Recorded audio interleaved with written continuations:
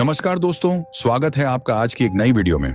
तो दोस्तों, जैसा कि हम सबको पता है कि पंत प्रधान नरेंद्र मोदी यूक्रेन गए थे, लेकिन जिस बात का डर था वही हुआ। जैसे ही मोदी यूक्रेन से लौटते हैं, अमेरिका ने एक ऐसा ऐलान कर दिया है जो भारत की मेहनत पर पानी फेर सकता है।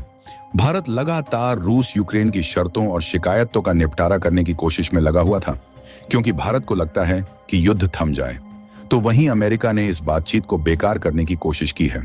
और आपको बता दें कि अमेरिका ने ऐसा कदम उठाया है जिससे सबके होश उड़ गए हैं, क्योंकि जैसे ही पीएम मोदी यूक्रेन यात्रा से लौटे, उसके कुछ घंटे बाद ही अमेरिका राष्ट्रपति जो बाइडेन ने यूक्रेन के राष्ट्रपति जेलेंस्की से फोन पर बात की।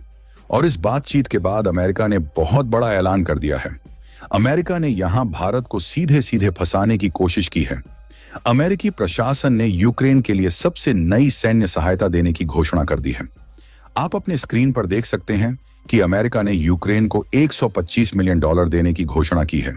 रिपोर्ट्स के मुताबिक इस पैकेज में यूक्रेन की सेना के लिए एयर डिफेंस हथियार, गोला बारूद और एंटी आर्मर मिसाइल शामिल होगी। जहां पर भारत जंग रोकने की बात कर रहा है, तो वहीं पर अमेरिका यूक्रेन के गोदाम को हथियारों से भरने की तैयारी में लगा हुआ है। यहां आपको अमेरिका का षड्यंत्र समझाते हैं। अमेरिका ने इस मिलिट्री पैकेज का ऐलान जानबूझकर जेलेंस्की और मोदी की मुलाकात के बाद किया है। यहां दुनिया को यह दिखाने की कोशिश की गई है कि मानो भारत ने ही अमेरिका से कहा हो कि यूक्रेन को हथियार दे दो, जबकि सच्चाई तो यह है कि भारत तुरंत जंग रोकने की बातें कर रहा है।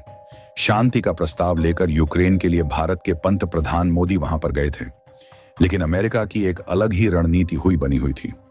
हैरानी की बात देखिए कि जिस वक्त अमेरिका ने यूक्रेन को नए हथियार देने का ऐलान किया है, ठीक उसी वक्त पीएम मोदी यूक्रेन जाकर दवाइयां और पोर्टेबल हॉस्पिटल देकर आए हैं।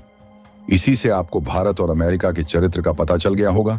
अमेरिका ने पहले से ही प्लान बना रखा था कि मोदी की शांति वार्ता के बाद वे यूक्रेन को हथियार दे देगा।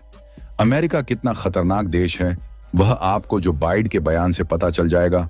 अमेरिकी राष्ट्रपति जो बाइडेन ने कहा है कि रूस इस संघर्ष में जीत नहीं पाएगा। इस जंग में यूक्रेन के लोग जीतेंगे, क्योंकि अमेरिका और हमारे सहयोगी हर कदम यूक्रेन के साथ खड़े हैं। आप ही देखिए कि अमेरिका कितना शातिर देश है। अब तो जेलेंस्की भी अमेरिका को थैंक यू बोल रहे हैं। यानी इनमें से कोई नहीं चाहता कि जंग रुके।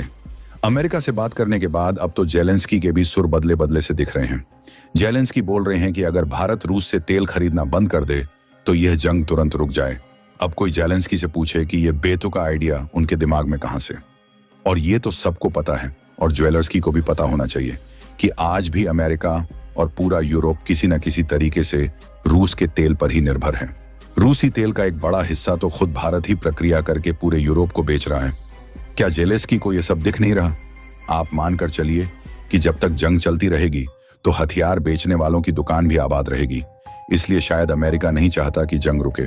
यहां पर यही समझ में आता है कि अमेरिका कभी नहीं चाहेगा कि यह जंग रुके, क्योंकि वह रूस को हराना चाहता है और इसीलिए वह यूक्रेन के साथ खड़ा है। यूक्रेन को हथियारों की कमी नहीं पड़ने दे रहा। लेकिन वहां पर भारत यह चाहता है कि युद्ध रुक जाए, ताकि जो परेशानियां पूरी दुनिया को भुगतनी पड़ रही हैं, वह परेशानियां खत्म हो जाएं। इस सारे घटनाक्रम पर आपका क्या कहना है, हमें कमेंट बॉक्स में जरूर बताएं। वीडियो पसंद आई है तो वीडियो को लाइक करके चैनल को सब्सक्राइब कर दीजिए और इस वीडियो को अपने मित्रों तक शेयर कीजिए, ताकि उनको भी सच्चाई का पता चले। हम आपसे मिलते हैं इसी तरह की इंफॉर्मेटिव वीडियो के साथ। जय हिंद, जय भारत।